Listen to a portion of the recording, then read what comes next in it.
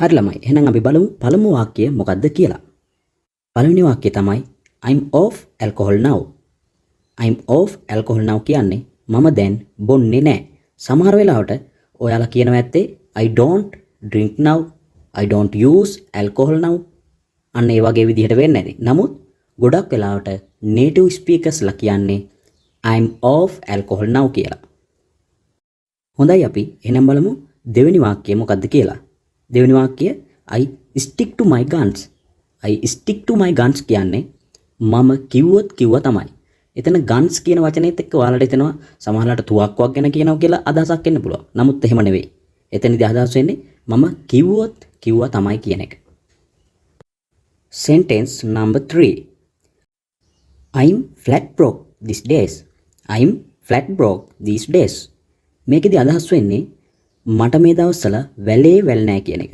එහෙමත් නැත්නම් මට මේ දවස්වල සල්ලි නැහැ කියන එක. දැනට ඔයාලා භාවිතා කරනවා ඇත්තේ I don't have money these days කියලා.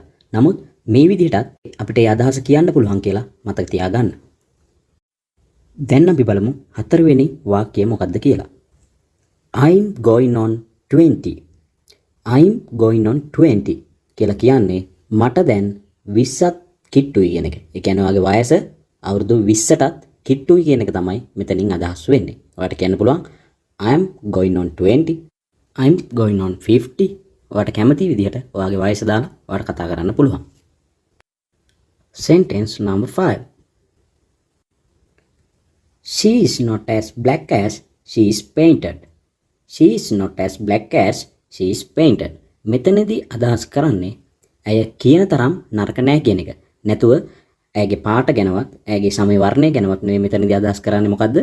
ඇය කියන තරම් නරක නෑ කියන එක. අපි යමු 6 වෙනි වාක්‍යයට. I'm doing my laundry. I'm doing my laundry. මෙතනදී අදහස් කරන්නේ ළමයි මම රෙදි සෝදනවා කියන එක. මේ වෙනකොට ඔයාලා භාවිතා කරනවා ඇත්තේ I'm washing my clothes. මුත් බලන්න I'm doing my laundry. අපිට ලස්සනට ඒ විදිහට භාවිතා කරන්න පුළුවන්. Sentence number 7. Go and blow your nose. Go and blow your nose කියන්නේ ගිහින් ඔයාගේ හොටු හූර ගන්න කියන එක. ඔයාලට ගෙදරදී එහෙම කියන්න පුළුවන් පුතා go and blow your nose. අන්න ඒ විදිහට මේ යෙදුම භාවිතා කරන්න පුළුවන්. දැන් අපි බලමු 8 වෙනි වාක්‍යය මොකක්ද කියලා. I'm fond of learning. I'm fond of learning. මෙතනදී අදහස් වෙන්නේ මම ඉගෙන ගන්න ආසයි කියන එක. ඔයාලට fond of කියන එක භාවිතා කරලා කියන්න පුළුවන්. ඔයාලා මේ දෙයට කැමති, මම මේක කරන්න කැමති, ඒ වගේ. I'm fond of reading. මම කියවන්න කැමති. I'm fond of music. මම music වලට කැමති. I'm fond of traveling. ඒ වගේ ඔයාලට භාවිතා කරන්න පුළුවන්.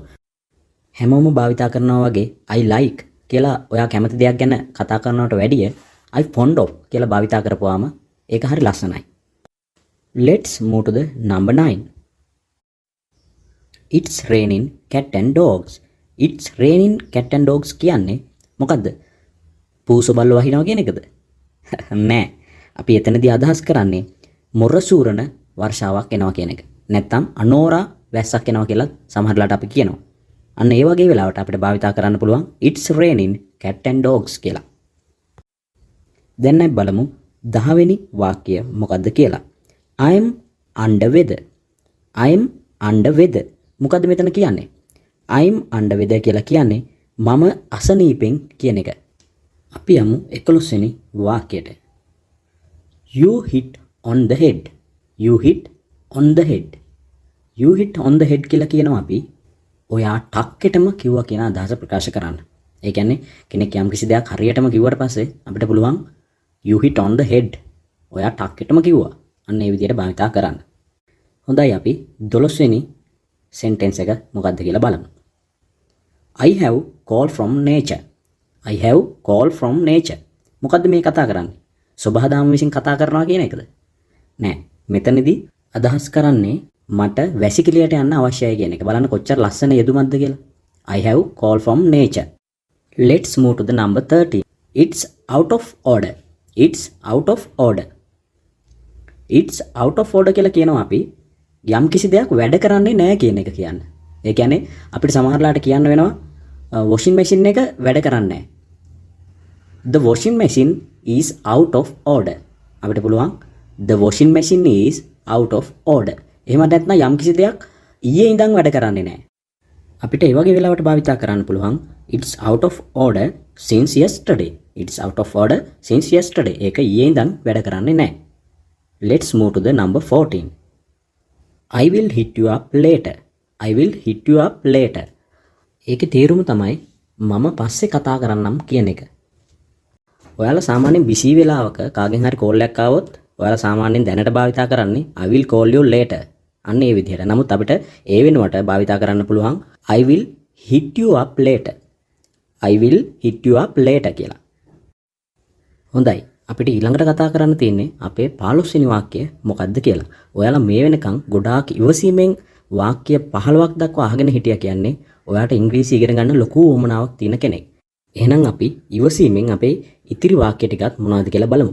මේ වාක්‍යය මම ඉස්සෙල්ලා කිව්වා වගේම හොඳට කනට හුරු කරගත්තොත් ඔයාලට ඕන තැනකදී මේ වාක්‍යයක් ඇහුනොත් එහෙම ෂණිකව ඔයාගේ ඔළුවට ඒකේ අදහස මතක් වෙනවා. එතකොට ඔයාලට අනිත් පුද්ගලයා කතා කරන දේ තේරුම් ගන්න ඉතාමත් පහසුයි. එහෙම නැත්නම් ෆිල්ම් එකක් බලාගෙන යනකොට මොකද්ද මෙතන කතා වුනේ කියන එක තේරුම් ගන්න වඩාත් පහසු වෙනවා. හරි. එහෙනම් අපි 15 වෙනි වාක්‍යය බලමු. 15 වෙනි වාක්‍යය තමයි I'm sweet in buckets. I'm sweet in buckets. මේකේ තේරුම තමයි මට මාරම දාඩියයි කියන එක. මට මාරම දාඩියයි කියන එක තමයි මේකේ තේරුම. Let's move to the number 16. The meeting is still young. The meeting is still young කියලා කියනවා මීටින් එක තවම පටන් ගත්තා විතරයි. සමහර වෙලාවට ඔයාගේ යාළුවෙක් වගෙන් කතා කරලා අහන්න පුළුවන් මචං මීටින් එක පටන් ගත්තද? අන්න ඒ වගේ වෙලාවකදී ඔයාට කියන්න පුළුවන් the meeting is still young කියලා. අපිට මේ යෙදුම භාවිතා කරලා තවත් කියන්න පුළුවන් උදාහරණයක් විදියට the party is still young. පාටිය පටන් ගත්තා විතරයි. ඒ වගේම the night is still young. මේකේ අදහස මොකද්ද? The night is still young. තවම රෑ වෙලා නැහැ කියන එක. අපිට මේ යෙදුම භාවිතා කරලා මේ වගේ අදහස් ප්‍රකාශ කරන්න පුළුවන්.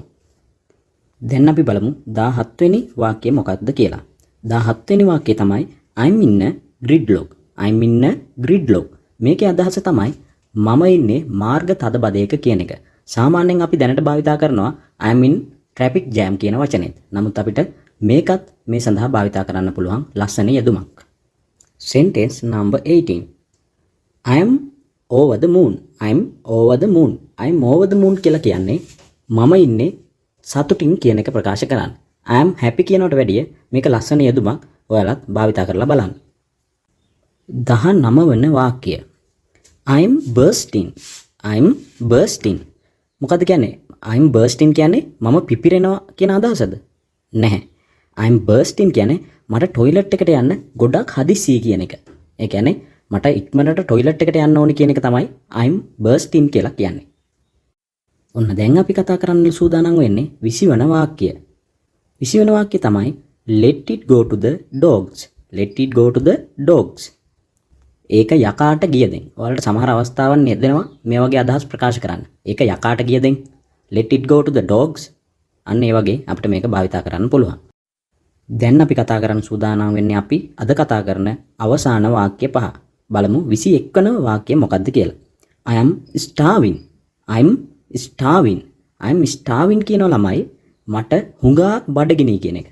මට මාර බඩගිනි කියලා ඔයාලා කියන්නේ. අන්න ඒ වගේ අවස්ථාවකදී අපිට භාවිතා කරන්න පුළුවන් I am starving කියන එක.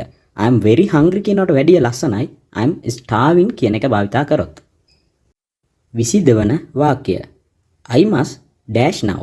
I must dash now. මේකේ අදහස තමයි මම දැන් යන්න ඕනි. මම දැන් යන්න ඕනි කියන එකට තමයි I must dash කියන්නේ. Sentence number 23. Give me a hand. Give me a hand. Give me a hand කියනවා ළමයි මට උදව් කරන්න කියන එක. ගොඩක් දුරට සාම්ප්‍රදායිකව අපි භාවිතා කරන්නේ please help me කියන යෙදුම. නමුත් බලන්න කොච්චර ලස්සනයිද කියලා. Give me a hand. Give me a hand කියලා අපිට මට උදව් කරන්න කියන එක ප්‍රකාශ කරන්න පුළුවන්. 24 වන වාක්‍යය. Don't be too cheap. Don't be too cheap කියලා අපි කියනවා බාල්දු වෙන්න එපා කියන එක ප්‍රකාශ කරන්න. අපිට යම් අවස්ථාවකදී අවශ්‍ය වුණොත් බාල්දු වෙන්න එපානේ කියලා කියන්නේ. අන්න ඒ වගේ වෙලාවට භාවිතා කරන්න පුළුවන් don't be too cheap කියන යෙදුම. ඔන්න ළමයි දැන් අපි කතා කරන්න සූදානම් වෙන්නේ අද දවසේ අපි කතා කරන අවසාන වාක්‍යය. jot down this. jot down this. අපි මේ jot down කියන එක පාවිච්චි කරනවා යමක් ලියා ගන්න කියන අදහස ප්‍රකාශ කරන්න. jot down this කියන්නේ මේක ලියා ගන්න. jot down my phone number. මගේ phone number එක ලියා ගන්න. අන්න ඒ වගේ දෙයක් ප්‍රකාශ කරන්න jot down කියන එක අපිට භාවිතා කරන්න පුළුවන්. සාමාන්‍යයෙන් අපි භාවිතා කරන්නේ write down please. write down කියන යෙදුම. නමුත් ඒ වෙනුවට jot down කියන යෙදුම අපිට භාවිතා කරන්න පුළුවන්. හොඳයි. මේ දක්වා මගෙත් එක්ක එකතු වෙලා හිටපු ඔයාලා මම හිතනවා ඉංග්‍රීසි ඉගෙන ගන්න ලොකු උවමනාවක් තියෙන නැත්නම් ඉංග්‍රීසි දැනුම පිපාසයෙන් පිරුණු කට්ටියක් තමයි මගෙත් එක්ක මේ දක්වා එකතු වෙලා හිටියේ. එහෙනම් ඔයාලට මේ වගේ වැදගත් lessons ඉදිරියටත් මම අරගෙන එනවා.